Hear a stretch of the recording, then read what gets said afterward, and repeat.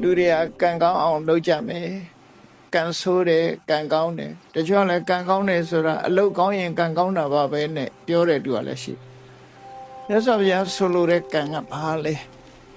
ကံအကြောင်းကိုဘယ်လောက်နားလည်ရမလဲဆိုတာစဉ်းစားဖို့လိုတယ်ကိုယ်တဏ္ဍာမှာကံတွေဖြစ်နေလို့ဖြစ်မှမသိလို့ရှိရင်တန်တရားထဲမှာထိုကံတွေရဲ့အကျိုးတရားထုတ်လုပ်မှုတွေဟာဆက်လက်ပြီးတော့ရှိနေမှာဖြစ်တယ်ကံဆိုတာဘာလို့ရမယ့်အရာလဲကိလေသာဆိုတာကရောကိုယ်တဏ္ဍာမှာဘယ်လိုအခြေအနေနဲ့ဖြစ်နေတာလဲကိလေသာဆိုတာလောကလူတွေကကိလေသာစိတ်မွေးတယ်လို့ဆိုတဲ့အခါကာမဂုဏ်ကိစ္စတွေလောက်တင်အာယုံပြုပြီးတော့ကိလေသာလို့ပြောနေကြတယ်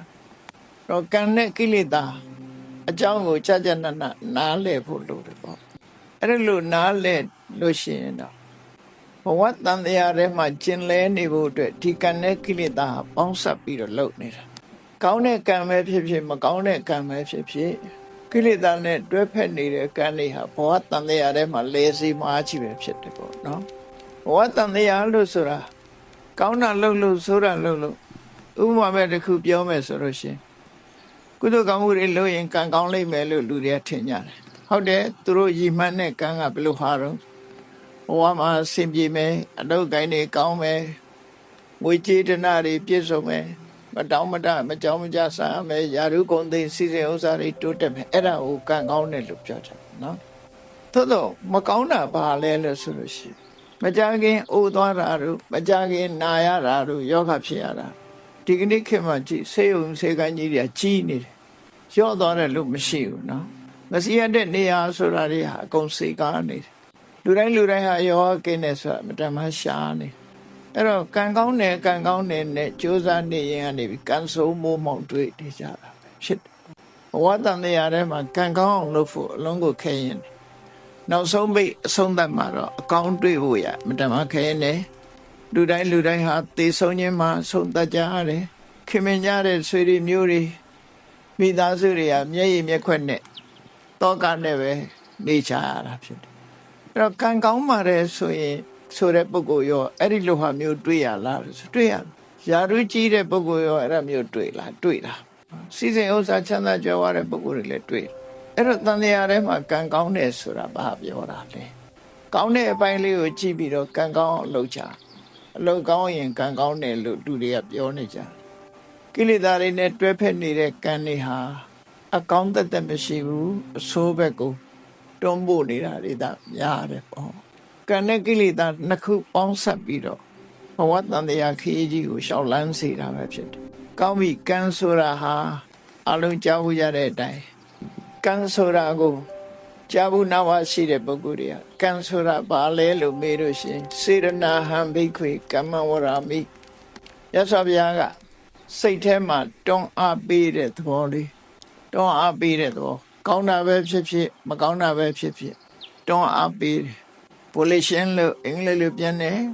ထို့တဲ့ကောင်းတဲ့ဟာ stimulation တို့ motivation တို့တွန်းအားတစ်ခုလို့ဆိုလို့ကောင်းတာဖြစ်ဖြစ်လှုပ်ဖြစ်သွားအောင်မကောင်းတာလည်းလှုပ်ဖြစ်သွားအောင်တွန်းအားပေးတဲ့စွမ်းအားတစ်ခုပဲအလုံးကိုစုစည်းတယ်စေတနာဆိုတာ organization ပဲတဘာဝတရားတွေအလုံးကိုစုစည်းပေးလိုက်တယ်အဲ့ဒီစုပေးလိုက်တဲ့စွမ်းအားတွေနဲ့သူပေါင်းစပ်သွားအဲ့တော့ကံကိုတမာအဖြစ်ပြောရင်စေတနာဟံဘိက္ခွေကမ္မဝရမိလူတွေဟာတွန်းအားအလိုက်စိတ်ထဲကကြံစည်ကြတယ်နှုတ်ကပြောဆိုကြကိုယ်ဒီလျောက်လုပ်ကြဘာတွေဖြစ်လာတော့ဆိုကမ္မဆိုတဲ့အမှုတွေဖြစ်လာစိတ်နဲ့ကြံစည်တဲ့အမှုနှုတ်နဲ့ပြောဆိုတဲ့အမှုကိုယ်ဒီလျောက်လုပ်တဲ့အမှုအဲ့ဒီအမှုကိစ္စတွေပေါ်လာအောင်တွန်းအားပေးတဲ့စေတနာကိုကံလို့ခေါ်တယ်လို့ဆိုဒါဖြင့်မြတ်စွာဘုရားရဲ့ဒေသနာတော်မှာစေတနာတစ်မျိုးတည်းကိုသာကံလို့ခေါ်ရလားလို့ဆိုမဟုတ်ဘူးအလုံးဘောရမသာဝင်သူတော်စင်နေသိတဲ့အတိုင်းကာယကံဝစီကံမနောကံလို့ရှိတယ်မယ်စေတနာကိုမနောကံလို့ခေါ်ရမဟုတ်ဘူးကာယကံမြောက်သွားအောင်တွန်းအားပေးတဲ့တနည်းအားဖြင့်ရည်ရွယ်ချက်ရှိလုပ်တဲ့ intention ပေါ့နော်တွန်းအားပေးတဲ့သဘောဒီ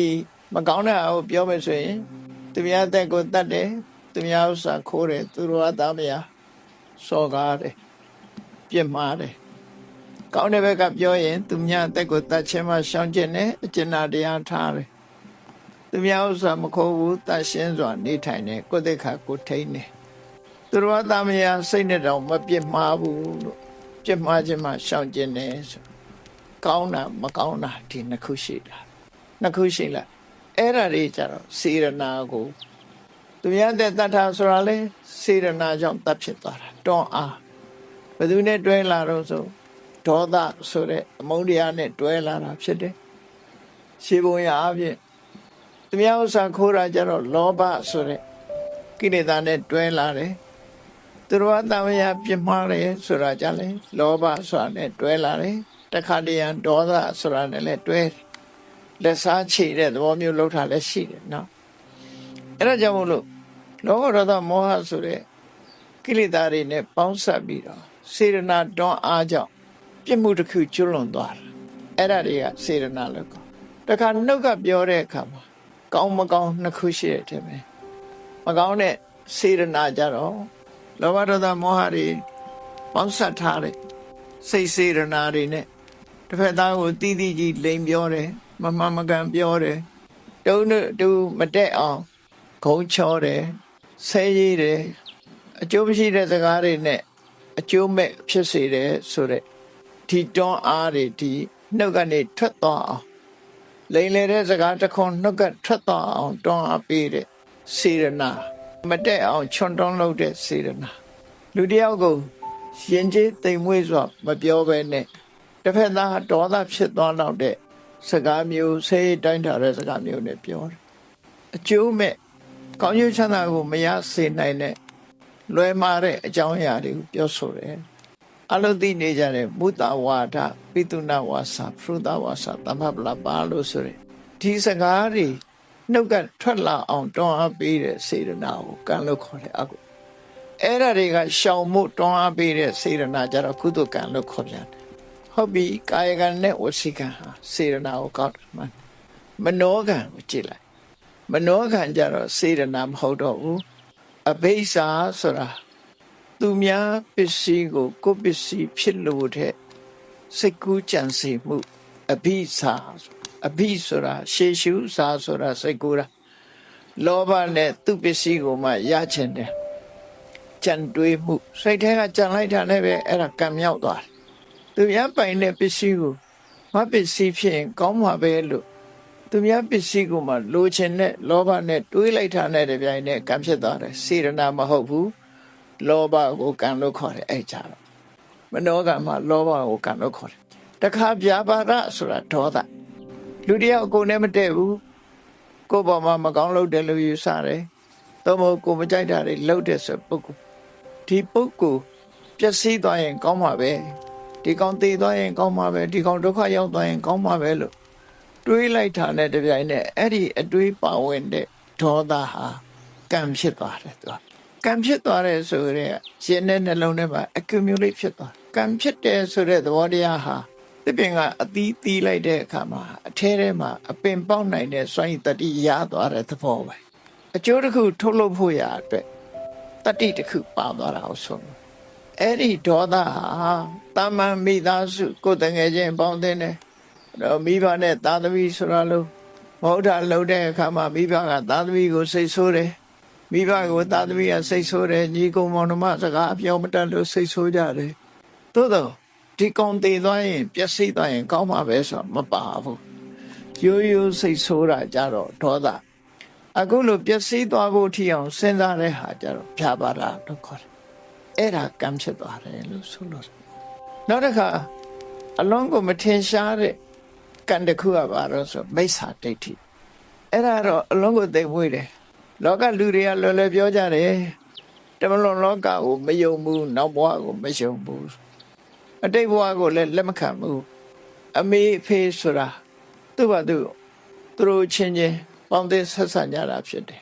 ဘာမှကျေးဇူးတင်စရာမလိုဘူးလူတွေကတည်သွားပြီးရင်နောက်ဘဝဆိုတာမရှိဘူးနောက်ဘဝဆိုတာမရှိဘူးကောင်းတာလုပ်လဲကောင်းကျိုးမရဘူးဆိုတာလုပ်လဲဆိုကျိုးမဖြစ်ဘူးဆိုတဲ့ဘာလုပ်လို့ကောင်းကျိုးချမ်းသာရနိုင်တာဆိုတာမရှိဘူးတဘဝတစ်ခါပဲတည်တယ်ဆိုပြီး အဲ့ဒီအတွေးလေးဝင်လိုက်တာနဲ့အဲ့ဒီမိစ္ဆာဒိဋ္ဌိဆိုတဲ့နတ္ထိကဒိဋ္ဌိဟာကံမြောက်သွားတယ်အဲ့ဒီဒိဋ္ဌိကလည်းပဲကံမဲ့တာမနောကံလို့ခေါ်တယ်မြတ်စွာဘုရားကအပြစ်တွေထဲမှာမိစ္ဆာဒိဋ္ဌိဟာအပြစ်ကြီးဆုံးလို့ပြောတယ်ကံဤအကျိုးကိုညှင်းပယ်တဲ့ဒိဋ္ဌိကိုနတ္ထိကဒိဋ္ဌိလို့ခေါ်တယ်ဒုစရိုက်ထဲမှာပါတဲ့ဒိဋ္ဌိကအဲ့ဒီဒိဋ္ဌိကိုပြောတာဟိုကမ္မထမ်းဆရာတွေဟောတဲ့တက္ကာယဒိဋ္ဌိနဲ့မဆိုင်ဘူးနော်တက္ကာယဒိဋ္ဌိနဲ့မဆိုင်ဘူးဒီဒိဋ္ဌိကမနောဒုစရိုက်ထဲမှာပါတဲ့ဒိဋ္ဌိသည်ကံရဲ့အကျိုးတရားကိုညှင်းပယ်တယ်ကံရဲ့အကျိုးတရားကိုညှင်းပယ်ခြင်းဟာကံကိုညှင်းပယ်ခြင်းပဲဖြစ်တယ်အဲ့တော့ကံရဲ့အကျိုးကိုညှင်းပယ်လိုက်ခြင်းဖြင့်ကံကိုလည်းညှင်းပယ်တယ်အကြောင်းတရားကိုလည်းညှင်းပယ်တယ်ဆိုတဲ့အဓိပ္ပာယ်ရောက်လို့အဲ့ဒီမိစ္ဆာဒိဋ္ဌိဒီအမြင်လေးဟာကိုယ့်ကိုယ်တော့ philosophy လို့ထင်ကောင်းထင်လိုက်လွယ်လွယ်လေးနဲ့ကိုယ့်ရင်ထဲမှာလှူမနေနဲ့ဘာအကျိုးမှမရဘူးကောင်းတာလုပ်လဲကောင်းကျိုးမရဘူးဆိုတာလုပ်လဲဆိုကျိုးမရဘူးနောက်ဘဝဆိုတာမရှိပါဘူးသေပြီးပြန်ဖြစ်မှာမဟုတ်ပါဘူးဆိုတဲ့ဒီအတွေးအမြင်လေးကိုလက်ခံလိုက်တာနဲ့မိစ္ဆာဒိဋ္ဌိဆိုတဲ့ကံဖြစ်သွားတယ်အဲ့ဒါမနောကံလို့ခေါ်တယ်နော်အဲ့တော့သဘောပေါက်ရမှာကတော့စေတနာဟံဘိက္ခွေကမ္မဝရမိလို့မြတ်စွာဘုရားနိဗ္ဗိထိကတုတ်တံမှာဒီတနည်းရတယ်ပဲဟောတာစေတနာသည်ကံမှန်တယ်အဲ့ဒီတွန်းအားတွေကြောင့်လုံးမိတယ်တွန်းအားတွေကြောင့်ပြောမိတယ်ဆိုတဲ့နေရာတွေပါစိတ်ကူးချမ်းစီမိတာကြတော့ခုနဒီသဘာဝတရားတွေအဘိဇ္ဇာဆိုတာလောဘဗျာပါဒဆိုတာဒေါသမိစ္ဆာဒိဋ္ဌိဆိုတာဒိဋ္ဌိအဲ့ဒီအကုသိုလ်စေတသိက်အဘိဓမ္မာသင်တဲ့ပုဂ္ဂိုလ်တွေသိလေအဘိဓမ္မာအကုသိုလ်စေတသိက်၃ခုအဲ့ဒါဟာကံပဲကံမြောက်သွားတယ်ထို့တူရဲ့ဒါမကောင်းတဲ့ကံဘက်ကမကောင်းတဲ့ဘက်ကဆိုတော့ကံမတစ်မျိုးရှိတုံးလို့အခုအကျဉ်းပြောမယ်ဆိုရင်အကုသိုလ်ကံဟာစေတနာကိုလည်းအကုသိုလ်ကံလို့ခေါ်တယ်လောဘကိုလည်းအကုသိုလ်ကံလို့ခေါ်တယ်ဒေါသကိုလည်းအကုသိုလ်ကံလို့ခေါ်တယ်ဒိဋ္ဌိကိုလည်းအကုသိုလ်ကံလို့ခေါ်တယ်ဒါမကောင်းတဲ့ကံဘက်ကဒါတွေရကောင်းတဲ့ကံဘက်ကကြည့်လိုက်လို့ရှိရင်တော့ရှောင်ကျဉ်မှုနဲ့သွားတယ်သူများတဲ့တချင်းမှရှောင်တယ်ရှောင်ဖို့ရအတွက်တွန်းအား motivation stimulation ဆိုတွန်းအားအဲ့ဒီတွန်းအားနဲ့မဟုတ်တဲ့လောက်ကရှောင်လိုက်တယ်မဟုတ်တဲ့စကားမပြောအောင်ထိမ့်သိမ့်လိုက်တယ်အဲ့ဒါစေတနာကုသိုလ်စေတနာလို့ခေါ်တယ်တခါသူ့ရဲ့တိမ်မွေးတဲ့ကုသိုလ်စေတနာတွေကဘာတွေတော့ဆိုအနာဘိဆာအလောဘဆိုတာ generosity ကိုသာသုံးမယ်ဆိုတဲ့သူများပစ္စည်းကိုလိုချင်တဲ့မတော်လောဘမရှိဘူးပေးခြင်းကမ်းခြင်းနဲ့စိတ်ပဲရှိတယ်သူများပစ္စည်းမတရားယူဖို့စိတ်ထဲမှာမရှိဘူးအလောဘအနာဘိဆာအဗျာပါဒမေတ္တာအရောဒဆိုမေတ္တာတရားတွေချမ်းသာကြပါစေလို့မေတ္တာပို့တာကအဗျာပါဒဆိုတဲ့စေတနာမနောကံအဗျာပါဒဆိုတဲ့အရောဒစေတသိက်ကိုပြောတာနော်အဗျာပါဒဆိုတာအရောဒစေတသိက်အမုန်းကင်းစင်တဲ့မေတ္တာတရားမေတ္တာဆိုတာဒီအရောဒကိုပဲပြောတာပဲအဲ့တော့မနောကံထဲမှာလူတယောက်ကိုတရားတွေအလုံးချမ်းသာကြပါစေဒီလူအဆင်ပြေပါစေလောကကြီးမှာတယောက်ဒုက္ခပေးနေလို့ရှိရင်မြညတဒုက္ခပေးเสียဘယ်သူမှဒုက္ခမပေးပါစေနဲ့ပြိဋ္ဌဲမှာပါတယ်လို့တဗ္ဗေပတ္တရာနိပတ္တန္တုတရားတွေအလုံးဟာအကောင်းနဲ့ကြီးပဲကြုံတွေ့ကြပါစေမကင်စီပပမကမဘသူထံမှအဆိုးတရားတွေမကောင်းကျိုးတွေမရောက်ပါစေနဲ့ဆိုအဲ့ဒါအထောဒမေတ္တာအဗျာပါဒလို့ခေါ်တယ်အဲ့ဒါဟာလည်းကံဖြစ်သွားတယ်နောက်တစ်ခါတမ္မာဒိဋ္ဌိဆိုတာကြတော့ခုနလိုကိုင်းကြီးကျိုးကိုညင်းပယ်တာမဟုတ်ဘူးမကန်တဲ့အမြင်တစ်ခုယူစားအေးကောင်းတာလို့ရင်ကောင်းကျိုးရတယ်လူချင်းတန်းချင်းရဲ့အကျိုးကျေးဇူးဆိုတာရှိတယ်အမေဖေဆိုတာကျေးဇူးတင်လိုက်တဲ့ပုဂ္ဂိုလ်ဖြစ်တယ်အမေဖေကသာခွင့်မပြုဘူးဆိုဘာနဲ့တူတော့ဆိုလူစီလာဖို့ရအမေဖေက immigration ပဲလေသူဗီဇာထုတ်မပေးရင်လာလို့မရခုခေတ်ဆိုဗီဇာမပေးချင်လို့ကြိုတင်ဟန်တားတာတွေတောင်ရှိမတော်တဆလက်လွန်လို့ရောက်လာပြန်တော့လေအမိုက်ပုံနဲ့ထည့်ပြတယ်ဣမတလောကတဓာတိတာတော့မိဘရဲ့ခြေဆူထဲမှာကျွေးတာဆောင်းလျှောက်တာထားလိုက်အောင်အဲ့ဒီခြေဆူကကိုပြန်ကျွေးလို့ရသေးတယ်ပြန်ဆောင်းလျှောက်လို့ရကိုလူလောကကိုလာခွင့်ပေးလိုက်တဲ့ခြေဆူကဘယ်လိုဆက်လို့ရပါမလဲကိုကနောက်မှလာတာလေ အမေဖေကကိုယ့်ကိုလာခွင့်မပြုဘူးဆိုရင်လူလောကရောက်ပါမလားမရောက်နိုင်ဘူးမိုးကြရွှေကိုဖြစ်မှသာရောက်ကောင်းရောက်အမေဖေက immigration ပဲသူလက်ခံမှဖြစ်တာအဲ့ဒီလက်ခံတဲ့ယေရှုကိုမြတ်စွာဘုရားကဣမတ္တလောကတ္တဓတ္တိတာရောဆိုမိဘရဲ့ယေရှုကိုသုံးခွန်းနဲ့မြတ်စွာဘုရားဆုံးအောင်ပြောလိုက်တယ်တခုကအပါဒကာကိုဝန်ကလေးကအမေကဆောင်းလျှောက်လာခဲ့မွေးလာတယ်လည်းဆောင်းလျှောက်ပောတကာမွေးဖွားလာတဲ့နောက်ဆောင်းလျှောက်ရုံနဲ့မကဘူးကျွေးမွေးတယ်ဟောနှစ်ခုဆောင်းလျှောက်ခြင်းကျွေးမွေးခြင်းနောက်ဆုံးတစ်ခုကတော့ဘာလို့ဣမတ္တလောကတ္တဓတ္တိတာရောဒီလောကကြီးကိုပြတယ်ဆိုတာဒါ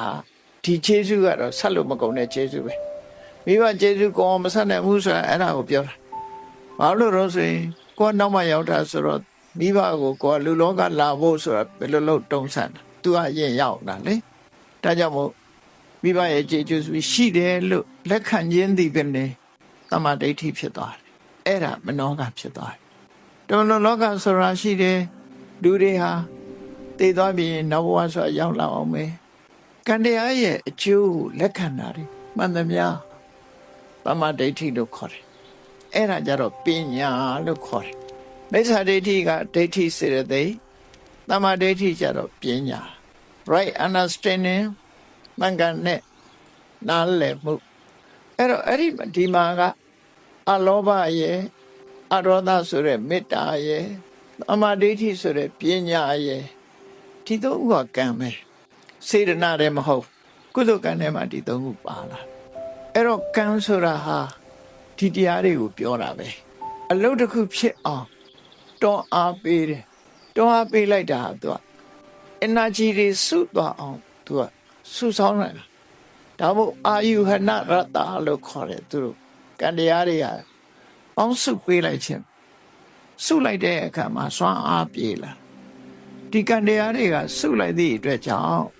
ဆိုပါစို့တစ်ပင်တစ်ပင်ရဲ့အနှစ်ဟာဘယ်မှာသွားစုတယ်လဲဆိုနောက်ထပ်အပင်တစ်ပင်ကိုဖြစ်စေနိုင်တဲ့စွမ်းရည်တတ္တိဟာဘယ်မှာသွားစုတယ်လဲခဏခေတ်တော့ဂိုင်းကူတာတွေဘာတွေရှိတယ်ပေါ့နော်အဲ့ဒါတွေထားတဘာဝအဖြစ်ဘယ်နေရာမှာသွားစုတယ်လဲလို့ဆိုလို့ရှိရင်မျိုးစိမှာသွားစုအသီးမှာသွားစုအဲ့ဒီအသီးတွေကအစိတ်လေးတွေမှာသွားပြီးတော့ထပ်မှတ်ပြီးမျိုးဖြစ်ဖို့အဲ့ဒါလိုပဲလူရဲ့စိတ်အစဉ်ထဲမှာဒီစေရနာတို့လောဘဒေါသမစ္ဒိဋ္ဌိအလောဘအရောဓတမ္မာပညာလို့ဆိုတဲ့ဒီတရားတွေပေါ့အနှစ်တရာစုသွားလို့ဘဝတစ်ခုကျုပ်ပေးမယ်ဆိုလို့ရှင်တရားတွေဟာကျုပ်ပေးနိုင်လာတယ်အဲ့တော့ကံတရားဆိုဒီမှာကောင်းတဲ့ကုသိုလ်ကံရှိတယ်မကောင်းတဲ့အကုသိုလ်ကံရှိတယ်ကုသိုလ်ကံအကုသိုလ်ကံရှိမြတ်စွာဘုရားကဘုန်းကြီးတို့တွေနေ့စဉ်ဘာတွေလုပ်နေကြတော့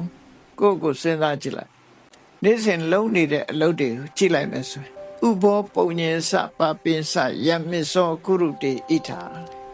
လူဘဝလူဖြစ်လာတဲ့အခါမှာကောင်းတာလည်းလုပ်တယ်မကောင်းတာလည်းလုပ်တယ်ကောင်းတဲ့လုပ်တွေလည်းလုပ်တယ်မကောင်းတဲ့လုပ်အကောင်းကြီးလည်းမဖြစ်ဘူးမကောင်းတာကြီးလည်းမဖြစ်ဘူးအကောင်းလည်းလုပ်တယ်မကောင်းလည်းလုပ်တယ်အဲ့ဒီကောင်းမကောင်းဆိုတဲ့အရာတွေဟာကိုလုံးလိုက်တဲ့အရာတွေဟာခုနရှေ့ကတွန်းအားတွေကိုရွယ်ပြီးတော့ကံလို့ခေါ်လိုက်တယ်အဲ့ဒီကံဒီတင်ညိတတတကံဟောတိတင်္စအာရယခစ္စတိကိုယ့်ရဲ့ထဲမှာဖြစ်သည့်အတွက်ကြောင့်ကိုယ်သာလင်ကိုယ်နဲ့သာသက်ဆိုင်သွားတယ်ကိုယ်ထဲမှာသာဖြစ်လို့ကိုယ်ပဲသက်ဆိုင်သူများနဲ့မဆိုင်ဘူးသူများနဲ့မဆိုင်ရုံနဲ့မကဘူး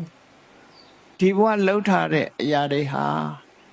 ခန္ဓာရှိနေသမျှကလပ်ပလုံးဒီကံတရားတွေကကိုယ်နဲ့အတူပါနေမှာပဲဖြစ်တယ်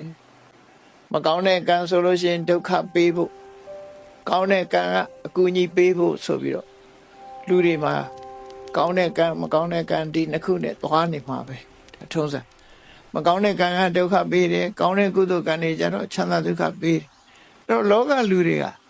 ကံဆိုတာအလုတ်ပါအလုတ်ကောင်းရင်ကံကောင်းပါတယ်နဲ့လွယ်လွယ်ပြောကြတယ်နော်လွယ်လွယ်ပြောကြတယ်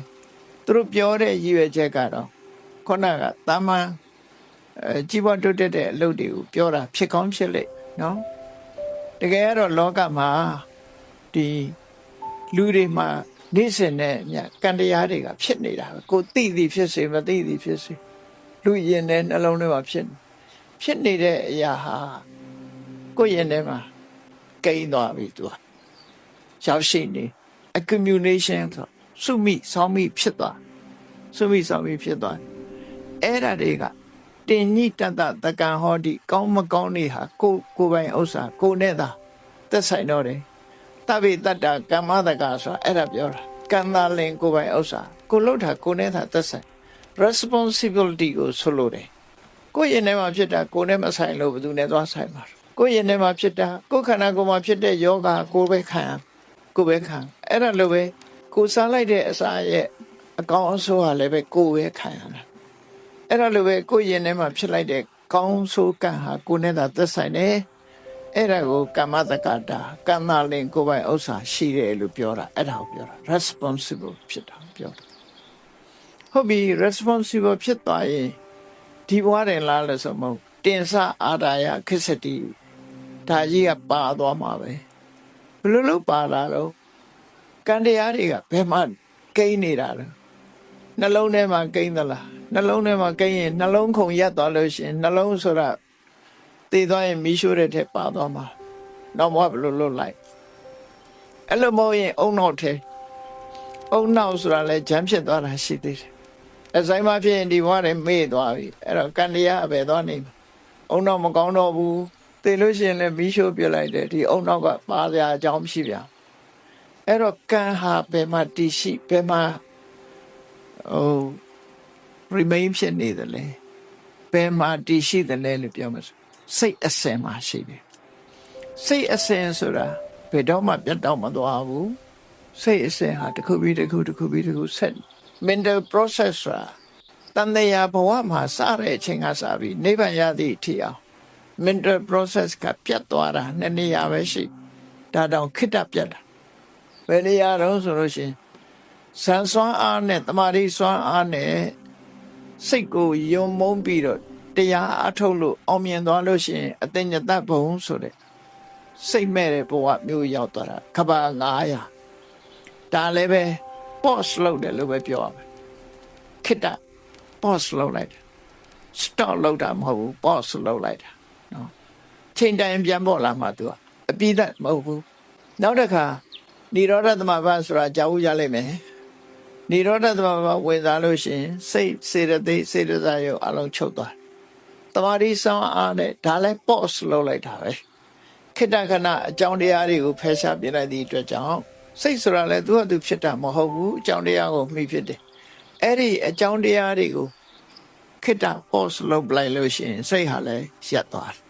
အဲ့ဒီနှစ်နေရာလွဲရင် mental process ကပြောင်းမသွားဒါဖြင့်ခုနလို pause လုပ်လိုက်လို့ရှိရင်ကံတရားတွေရောပျောက်ကွယ်သွားလားဆိုမကွယ်ဘူးရှေ့နဲ့နောက်နဲ့ဟာအနန္တရပစ္စယောပဲသူကနိရောဓသမဘာဝင်စားလို့9ရက်ကြာတဲ့ဆိုတော့အနန္တရပစ္စယောပဲသူကဒီကြားထဲမှာတခြားဟာမခြားခြင်းသည်ပင်နဲ့သူ့ရဲ့ process ရှိနေတယ်ဆိုတော့ပြရလိုက်တဲ့အဆုံးနဲ့နောက်ထပ်ပြန်စားခြင်းအစတို့ခြားမှာအကြာအကွယ်မရှိဘူးအဲ့ဒါကိုပဋ္ဌာန်းပစ္စည်းထဲမှာအနန္တရပစ္စယောလို့ပြောတာတခါအတ္တညတဘုံရောက်သွားပြန်တော့လည်းပဲထို့အတူပဲ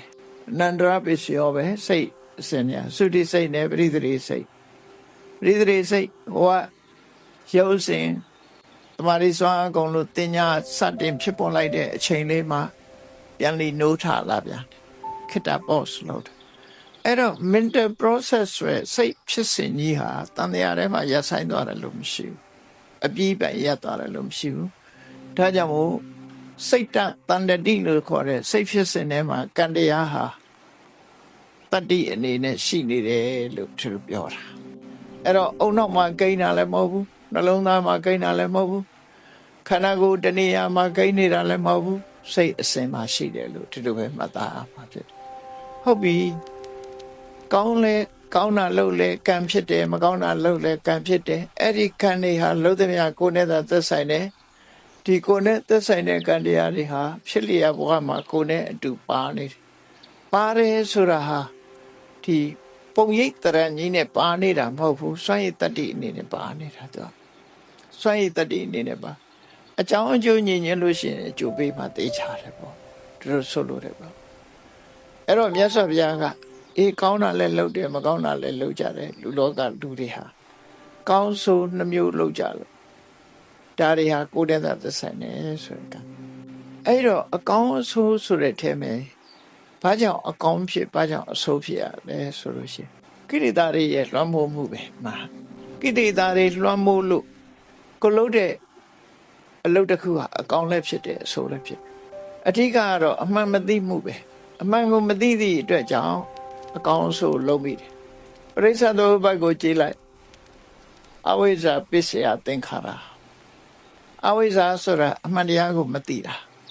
မသိတဲ့မောဟကြောင့်သင်္ခါရလို့ဆိုတဲ့ကံတရားတွေကိုလုံးမိတယ်အဲ့သင်္ခါရဆိုတဲ့တည်းမှာကုသကံလည်းပါတယ်အကုသကံလည်းပါတယ်မသိဘူးဆိုတာမသိလို့လုံးတယ်ဆိုလိုတဲ့အဓိပ္ပာယ်ကအမှန်တရားကိုမသိသေးသမျှကလပ်ပတ်လုံးယင်တဲ့နှလုံးထဲမှာကံနေဖြစ်နေမယ်လို့ဆိုလိုတယ်အနုမို့ဆိုလို့ရှိရင်ဟိုလိုအဓိပ္ပာယ်သွားယူမှဆိုရတယ်အကုသိုလ်လုံးတာမသိလို့လုံးတယ်ဆိုရင်တော့ကြားလို့ကောင်းတယ်ပေါ့ကုသိုလ်လုံးတာလည်းပဲမသိလို့လုံးတာလို့ပြောတယ်ပြောကြတော့ဒါမမှန်ကန်တတ်ဘူးပေါ့မမှန်ကန်ဘူးသိလို့လုံးတဲ့ကုသိုလ်ကံလည်းရှိသေးတယ်အသိဉာဏ်နဲ့လုံးတဲ့ကုသိုလ်ကံရှိတယ်နော်အသိဉာဏ်နဲ့လုံးတဲ့ကုသိုလ်ကဆိုလိုတာကအဝိဇ္ဇာရှိနေသမျှကံလေးဟာရှိနေမယ်လို့သူတို့ပြောတာနော်အဝိဇ္ဇာရှိနေသမျှကံလေးရှိနေအဲ့ဒီဝိဇ္ဇာပစ္စယသင်္ခါရမှာအဓိပ္ပာယ်နှမျိုးဖွင့်ထားတာရှိတစ်ခုကတော့ခုနလိုမသိလို့လုပ်တယ်ကုသိုလ်ပဲဖြစ်ဖြစ်အကုသိုလ်ပဲဖြစ်ဖြစ်မသိလို့လုပ်တယ်ဆိုတဲ့အဓိပ္ပာယ်နဲ့ပြောတယ်ဥပမာပါတော့ဆိုလို့ရှိရင်မျက်စိနှစ်ကွင်းအလင်းမရတဲ့ပုဂ္ဂိုလ်ဟာရှေ့ဆောင်လမ်းပြမပါပဲလမ်းလျှောက်ရင်ရမယံခါလမ်းဖြောင်းနေအောင်သွားတယ်ရမယံခါသူသွားခြင်းနဲ့လမ်းမရောက်တာလည်းရှိတယ်အဲ့ဒါလိုပဲတဲ့တန်တရားခရီးထဲမှာအဝိဇ္ဇာလွှမ်းမိုးခံထားရတဲ့သရဝါတွေဟာတခါတည်းကောင်းတာကိုလုံးမိတယ်တခါတည်းမကောင်းတာလုံးမိတယ်အဲ့ဒါကြောင့်အဝိဇ္ဇာကြောင့်သင်္ခါရဖြစ်တယ်လို့ဒီအဓိပ္ပာယ်လည်းပြောတာရှိတယ်နော်တကယ်ကတော့အဝိဇ္ဇာကြောင့်လှုပ်တာလို့ဆိုတာဟာဒီအဓိပ္ပာယ်တဲ့မသိလို့လှုပ်တာတဲ့မသိမှုဆိုတဲ့အဝိဇ္ဇာတရားရှိနေသမျှကာလပတ်လုံး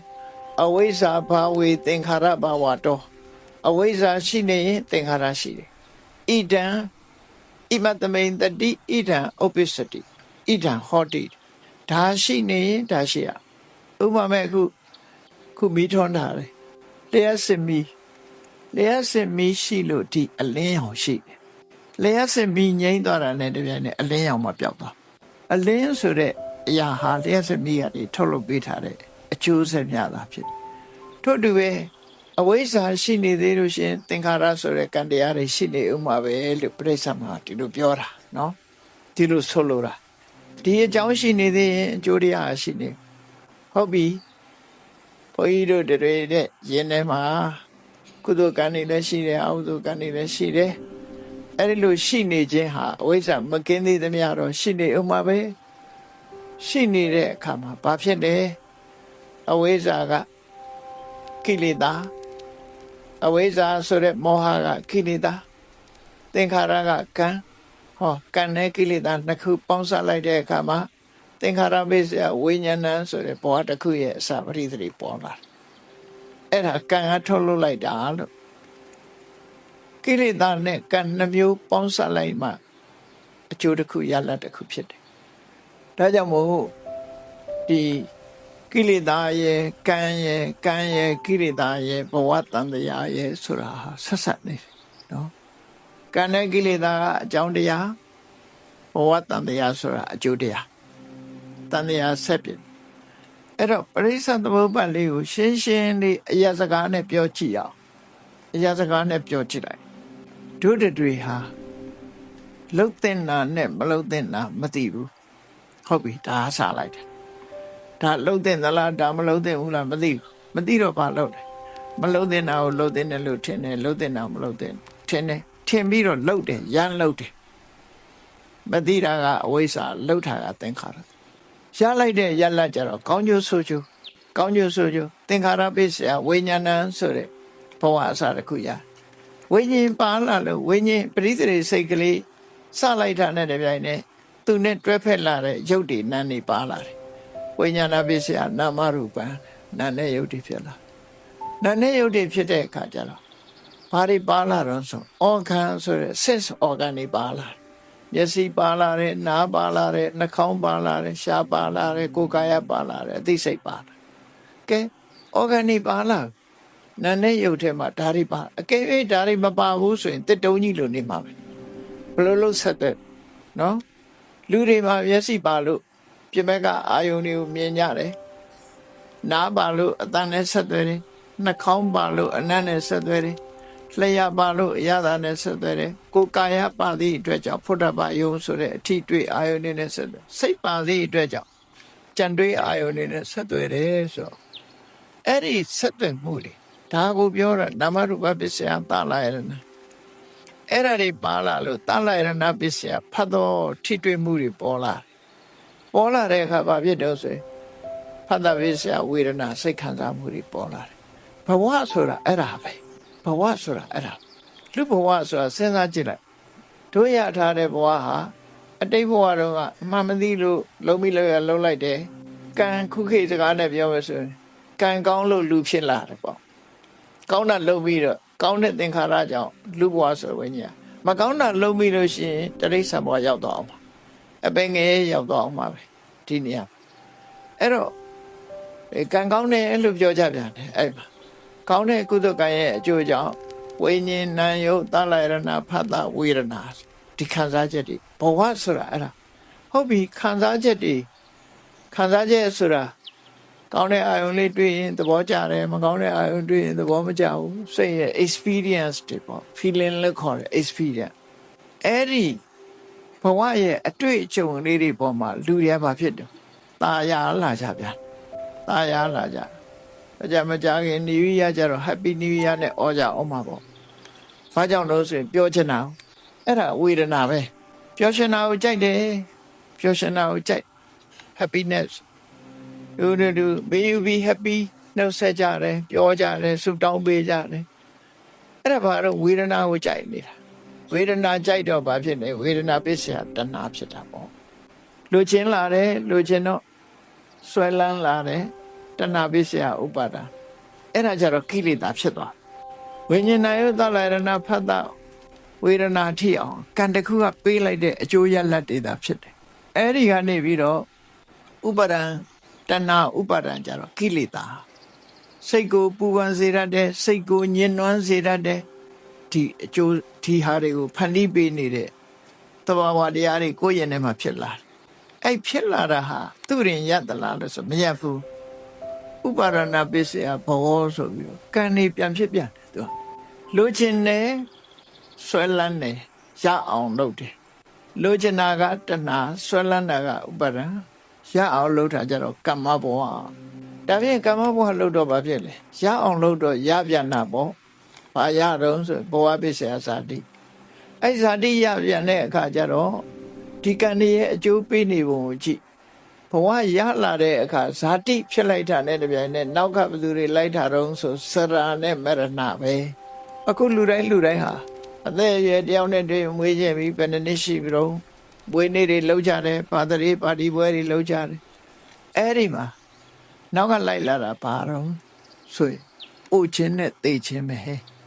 ဒီကြားထဲမှာဖြတ်ပြီးဝင်လာတာဘယ်သူတော့ဆိုရင်ဗျာဒိဆိုတဲ့ယောဂဝေဒနာတွေပဲဗျာဒိဆိုတဲ့ယောဂဝေဒနာ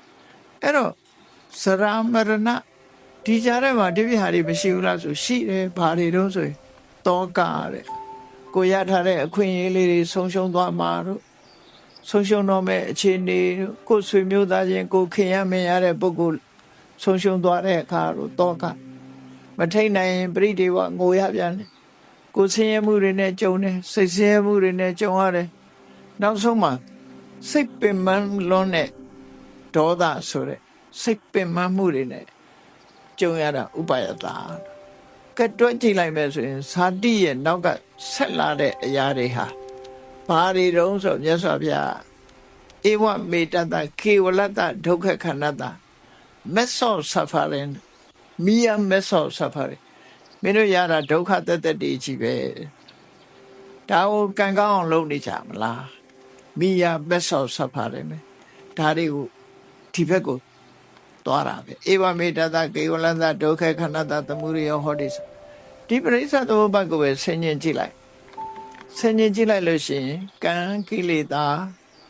တန်တရားဘဝတန်တရားဆိုတာထင်ရှားအဲ့ဒီတိုင်းသွားနေမယ်ဆိုလို့ရှိရင်ကိလေသာနဲ့ကံနဲ့ပေါင်းစပ်ပြီးတော့အကောင်အဆိုးနှမျိုးကိုဖန်တီးနေမယ်ဖန်တီးနေလို့ရှိရင်ရလာတဲ့ယတ္တတိပါတော့စရမရဏတောကပရိဒေဝဒုက္ခဒေါမနတဥပါယတမက်ဆောဆဖာရမေယဒုက္ခအစုဝေးကြီးတစ်ခုပဲရတယ်လို့မြတ်စွာဘုရားအတိလင်းဟောတာဟုတ်မဟုတ်ကိုယ့်ကိုစဉ်းစားကြည့်ငါတို့ရထားတာကိုယ်ထင်တယ်လေလူဝါရထားတာသိမြတ်တာပဲကံကောင်းလိုက်တာလို့ထင်တော့မယ်လေ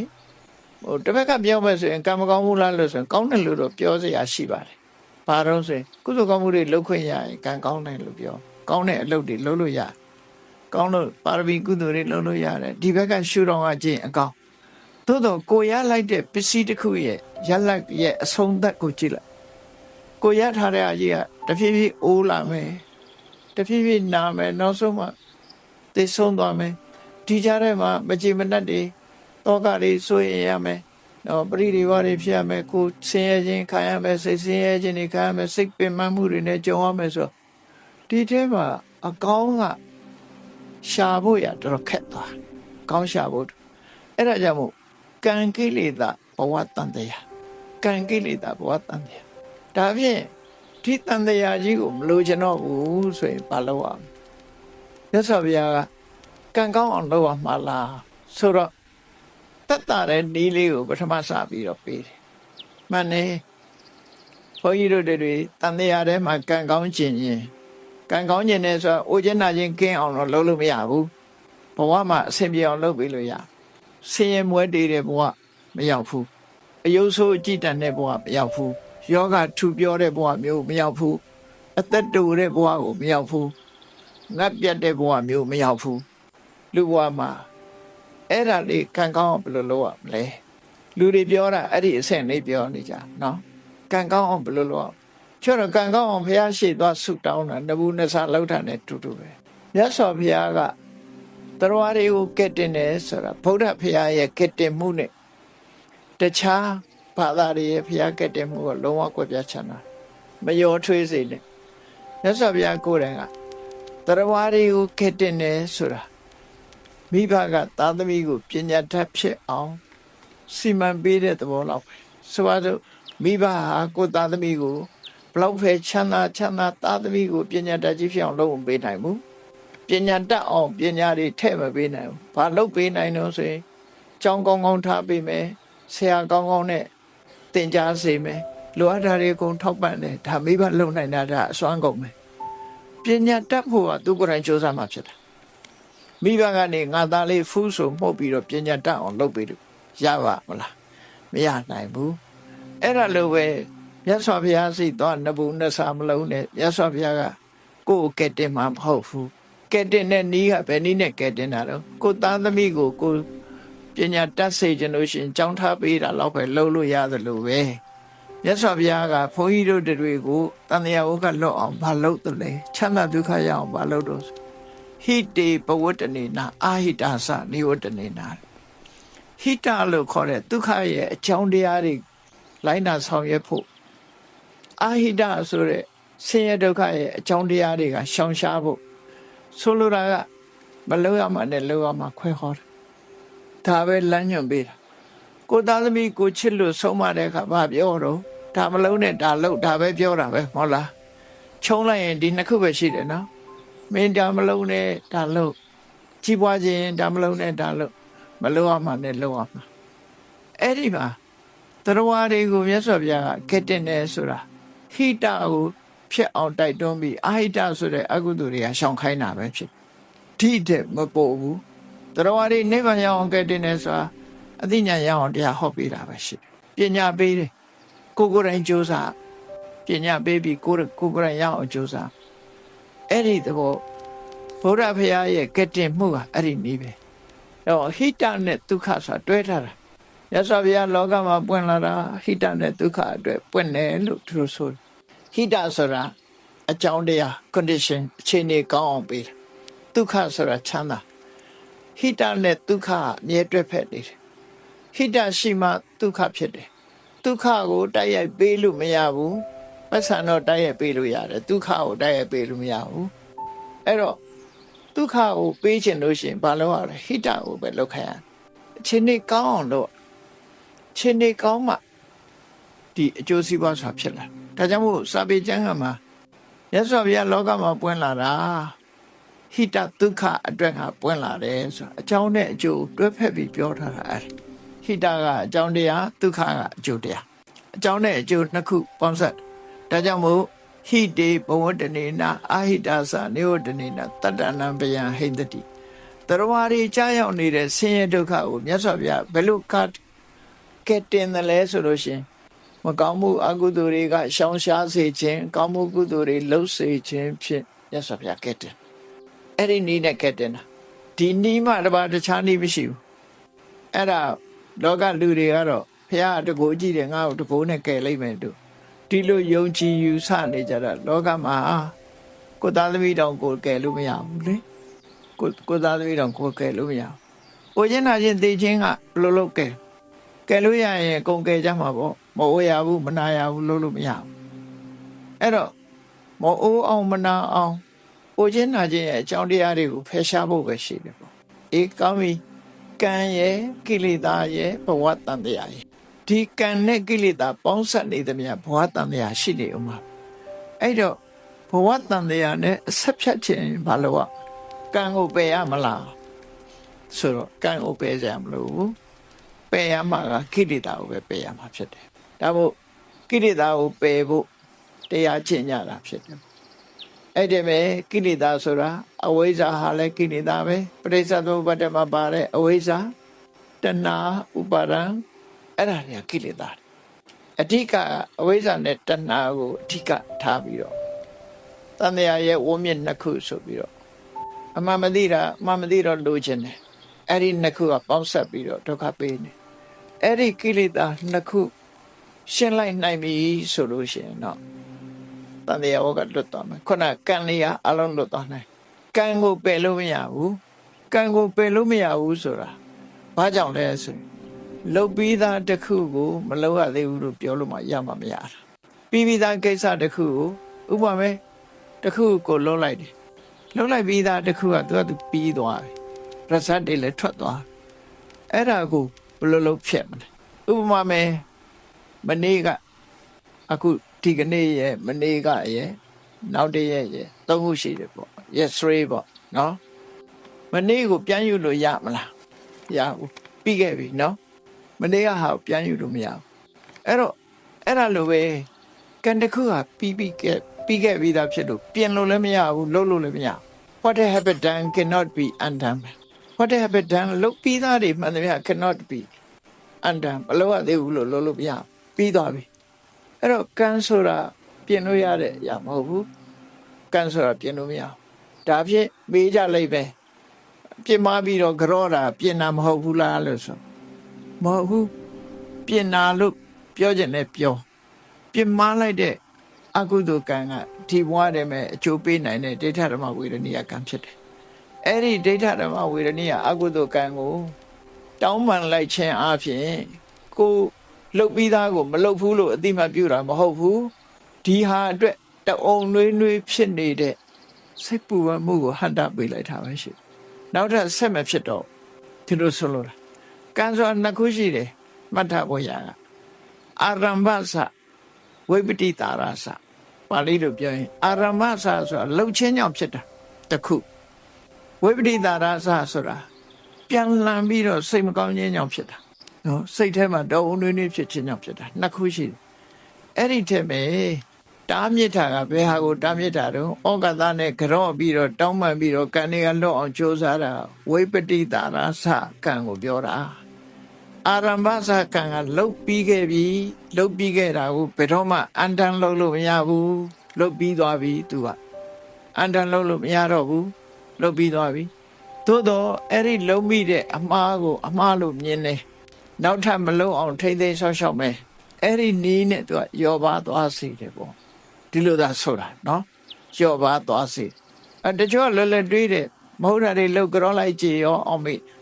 ထိတ်ခောက်ပြီးတော့ကြောနေကြမှာပေါ့အဲ့လိုအတိတ်ပဲမျိုးမဟုတ်ဘူးနော်အဲ့တော့ပြမမိတ်ကယ်သည်ရှိသောထိုအပြစ်တို့ကိုပျောက်ပါစေခြင်းကြောင့်ကအဲ့ဒီမှားယွင်းတာအတွက်ဒုက္ခမရောက်ဖို့အတွက်မှားမိတဲ့အပြစ်ကကြောလိုက်ရုံနဲ့လည်းတစ်ခါတလေပျောက်ချင်မှပျောက်ပါကုန်ကိုလှုပ်တဲ့အချိန်ကဘယ်လောက်ရှိသလဲစဉ်းစားကြည့်ပေါ့နော်အဲ့တော့တန်တရားမှာတန်တရားခရီးတော့အမှားလုပ်ခဲ့တာတွေဟာပျောက်သွားတာတွေမရှိဘူးပြန်ပြီးတော့အကျိုးတရားအနေနဲ့ပေါ်လာတတ်တယ်ပေါ့အဲ့ဒါကိုတတိထားမှာဖြစ်တယ်အလွယ်နဲ့အမှားမလုပ်နဲ့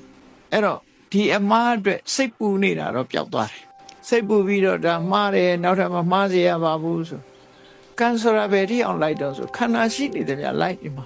မြတ်စွာဘုရားတော်ကြားမှုတယ်မဟုတ်လားဖရာတော်ပေးဆက်ရတဲ့ကံကြမ္မာဝကြွေးများဆိုတာလေရှင်မမောဂလယန္တာဖြစ်သွားပြီအတိတ်ဘဝကကံဆိုးကြောင့်မို့လို့လူသက်ခံရတာပဲအဲ့တော့လွတ်သွားတယ်လို့ပြောတာမဟုတ်ဘူးเนาะအဲ့တော့ခန္ဓာကုန်ရင်တော့ခန္ဓာမရှိတော့ရင်တော့အကျိုးပေးစရာမရှိတော့ဘူးပေါ့အဲ့ဒီနည်းနဲ့တော့လွတ်ရမယ်အေးဒါကြောင့်မို့မြတ်စွာဘုရားရဲ့ဒီကံနဲ့ပတ်သက်တာကအမှားကိုအမှားလို့မြင်ခြင်းအမှန်ဖြစ်အောင်တရားနဲ့တရားနိလန်းတဲ့ကြလိုက်နာကျင့်သုံးခြင်းနောင်ရှောင်ကျင့်ခြင်းဆိုတဲ့ဒီသုံးချက်နဲ့အမှားတွေရောပါစေတယ်လို့သူတို့ဆိုတယ်ကံရဲ့ကိလေသာရဲ့ဘဝတန်တရားကလွတ်ချင်ပြီဆိုတဲ့အခါကျတော့ဘယ်သူကိုဖယ်ရမှာတော့ဆိုကိလေသာကိုဖယ်ရဒါပြင်ကိလေသာကိုဖယ်ဖို့ကြတော့ဘယ်လိုကံမျိုးကိုယ်တဏ္ဍမှာလောက်ရမလို့ဆိုလို့ရှိရင်မြတ်စွာဘုရားကအဲ့ဒီမှာအစကစပြီးတော့တိလကနေစပြီးတော့ပြောကိုလောကလူတွေဟာချစ်ကြတယ်ခင်ကြတယ်ဆိုလို့ရှိရင်ကိုမကောင်းတဲ့စိတ်ဓာတ်တွေမရှိအောင်အရင်ကြိုးစားမကောင်းတဲ့လုပ်ရတွေမဖြစ်အောင်ဒါကိုမြတ်စွာဘုရားအတ္တနင်းစေပိယံစင်ညာနတ်နံပပေနတန်ယုစေကိုတန်ဖိုးထားမှန်သိတဲ့ပုဂ္ဂိုလ်ဟာတဲ့ကိုဘယ်တော့မှမကောင်းမှုအကုသိုလ်တွေနဲ့မလွှမ်းမိုးမိပါစေနဲ့မရှင်တွဲမိပါစေနဲ့ဘာဖြစ်လို့တော့ဆိုရင်နာဟိတံသူလဘံဟောတိဒုက္ခံဒုက္ခံဒုက္ကတာကာရိနာမကောင်းတာလုပ်ပြီးချမ်းသာဒုက္ခရရဲဆိုတာခဲရင်ပါလိမ့်မယ်ဒါကြောင့်လုပ်လို့မရပါဘူးဟောတာမြတ်စွာဘုရားဟောတဲ့ကံကြမ္မာရဲ့ဒါဖြင့်ဘာလို့မလို့ဆိုတတမကရိယကလျာဏနိစယံတံပရာယိကတမလောမောဟထီအောင်ကောင်းကျိုးချမ်းသာတွေပေးနိုင်တဲ့ကုသိုလ်ကောင်းမှုကိုလုပ်ပါတဲ့ဒါတန်တရားထဲမှာပြောတာကုသိုလ်ကောင်းမှုတွေကိုလုပ်ပါအဲ့ဒီကုသိုလ်ကောင်းမှုတွေကပုံညာနိပရလောကသမိပဋိဋ္ဌာဟောတိပါနေနာကုသိုလ်ကောင်းမှုတွေဟာတမလွန်လောကသွားတဲ့အခါမှာကိုယ့်အတွက်အာကိုအားထားရဖြစ်ပါတယ်ဒါကံကြမ္မာနဲ့ပတ်သက်ပြီးကံကောင်းအောင်လုပ်တဲ့နေ့ပြောတယ်နော်ကဲလုံးဝခွင့်လုံးကျွဘဝတန်တရားကခင်းလွတ်ခြင်းနဲ့ဆိုလို့ရှိရင်ဘက်ကင်၈ပါးအကျင့်တရားဝိပဿနာတရားပဲအထောက်အပံ့ဖြစ်တယ်ဝိပဿနာတရားကိုလည်းပဲအထုတ်လိုက်တဲ့အခါမှာဝိပဿနာတရားအထုတ်ရာကနေပြီးတော့ဝိပဿနာတရားအထုတ်တယ်ဆိုတာသဘာဝတရားကိုအမှန်သိအောင်လုပ်တာဖြစ်တယ်အမှန်မသိလို့ရှိရင်ကိုကတွေ့တာစရာကြီးတို့ထင်နေတယ်တဏှာအမြင်အဝိဇ္ဇာကြောင့်တဏှာအမြင်နဲ့တွေ့တာနေတယ်အဲ့ဒါတွေ့တာမှုကိုရှင်းနိုင်အောင်ဝိပဿနာဉာဏ်နဲ့အမှန်မြင်အောင်ကြည့်ခိုင်းတယ်မှန်မြင်အောင်ကြည့်ခိုင်းလိုက်တဲ့အခါကျတော့ကိုရထားတဲ့ခန္ဓာကိုယ်ကြီးကတကယ်ကြည့်လိုက်မယ်ဆိုရင်จิตနဲ့ဆရာတစ်ခုမှမရှိဘူး။ဘာကြောင့်မရှိတာတော့ဆိုရင်ထာဝရလည်းပြောင်းလဲနေတယ်။အဆိုးဘက်ကိုပြောင်းလဲနေတယ်။ဝိပရိနာမဓမ္မဖောက်ပြန်ပြောင်းလဲနေတဲ့ယုတ်တရားနံတရားတွေသာဖြစ်နေတယ်။အဲ့ဒီဖောက်ပြန်ပြောင်းလဲမှုကိုသေးချာသိပြီဆိုရင်ဒီခန္ဓာကြီးပေါ်မှာညှင်းငွေ့လာတယ်။ညှင်းငွေ့လာတယ်ဆိုတော့မตายရတော့ဘူးမလိုချင်တော့ဘူးဆိုတယ်။တဏှာကိုဖယ်ရှားခြင်းပဲဖြစ်တယ်မလိုချင်တော့ဘူးဆိုတာနေပြီးတော့ဒီလိုချင်တဲ့တဏှာကိုလုံးဝဖယ်ရှားပြစ်နိုင်တဲ့ဝိပဿနာကျင့်စဉ်နဲ့မှဖြစ်ပေါ်လာတဲ့မကုသိုလ်ဆိုရရတယ်နော်ဝိပဿနာတရားအထုတ်တာကကုသိုလ်ထဲမှာလုံးလို့ရတဲ့ကုသိုလ်မကုသိုလ်ဆိုတာလုံးရတာမဟုတ်ဘူးဝိပဿနာတရားအထုတ်လို့ရှိရင်ရလာတဲ့အတိတ်မဲ့ခေါ်တယ်ဝိပဿနာတရားအထုတ်လို့ရှိရင်ဘာရမှာတော့လို့ပြောရင်မကုသိုလ်ရအဲ့ဒီမကုသိုလ်ကမှခုနပြောတဲ့လိုချင်တဲ့တဏှာလိုချင်စရာလို့ထင်နေအောင်အမှန်တရားကိုကာကွယ်ထားတဲ့ဖုံးကွယ်ထားတဲ့အဝိဇ္ဇာအဲ့ဒီကိလေသာတွေကိုရှင်းပြလိုက်တာရှင်းပြလိုက်တဲ့အခါကျတော့ကိ ကိလေသာនិရောဓိကမ္မនិရောဓတဲ့ကိလေသာတွေကိုရှင်းလိုက်တာနဲ့တပြိုင်နက်ကံနေရလဲအလိုလျောက်အလုံးမဖြစ်တော့ကိလေသာရှိမှကံကအလိုဖြစ်တာကိလေသာမရှိတော့ဘူးဆိုရင်ဒီကံတွေဟာခန္ဓာရှိနေတော့လိုက်အကျိုးပေးနေမှာပဲဥပမာရှင်မောကလန်ရဲ့တဏ္ဍမှာရှင်မောကလန်ရဲ့တဏ္ဍမှာကိလေသာတွေကင်းသွားပြီဒါပေမဲ့အတိတ်ဘဝလိုက်လာတဲ့ခန္ဓာရှိနေသည့်အတွက်ကြောင့်အတိတ်ဘဝလှုပ်တဲ့ကံကဒုက္ခလာပေးသေးတယ်ဒုက္ခပေးသို့တော့ရှင်မောကလန်ရဲ့ဘဝသေးသေးချမ်းမဲ့မှာထပ်ပြီးတော့ဘဝတစ်ခုကိုမပေးနိုင်တော့မပေါက်တော့ဘူးအဲ့ဒါပြောတာနော်ဘဝတစ်ခုထပ်မပေးအကယ်၍ဘဝတစ်ခုထပ်ပေးနေဦးမယ်ဆိုထပ်ဒုက္ခပေးဦးမှာပဲပြောအဲ့တော့ပယ်ရမှာကဝိပဿနာတရားအထုတ်ပြီးတော့ရလာမှာကမဲ့ညာနဲ့ပယ်လိုက်မှာကကိလေသာတွေချုပ်သွားလို့ရှိရင်ကိလေသာនិရောဓိကမ္မនិရောဓောကြည့်ပရိစ္ဆေသမုပ္ပါဒ်ကိုကြည့်လိုက်အဝိဇ္ဇာယတွေ့ဝအတ္တိတဝိရာဂនិရောဓသင်္ခါရនិရောဓောအဝိဇ္ဇာချုပ်ရင်သင်္ခါရချုပ်တယ်ဆိုတာကိလေသာချုပ်ရင်ပြောမယ်ဆိုရင်ကံချုပ်တယ်လို့ပြောတာပဲတူတူပဲနော်အဝိဇ္ဇာကကိလေသာအဝိဇ္ဇာချုပ်လို့ရှိရင်သင်္ခါရនិရောဓကံတရားတွေချုပ်တယ်ကံတရားတွေချုပ်လို့ရှိရင်ဝိညာဏនិရောဓအကျိုးတရားတွေချုပ်တယ်လို့ဟိုနောက်ပိုင်းကျတော့လေတဏှာនិရောဓဥပါရဏនិရောဓဥပါရဏនិရောဓဘဝនិရောဓဒါတွေချုပ်တာကိုပြောသွားတာနော်အဲ့ဒီမှာလည်းပဲ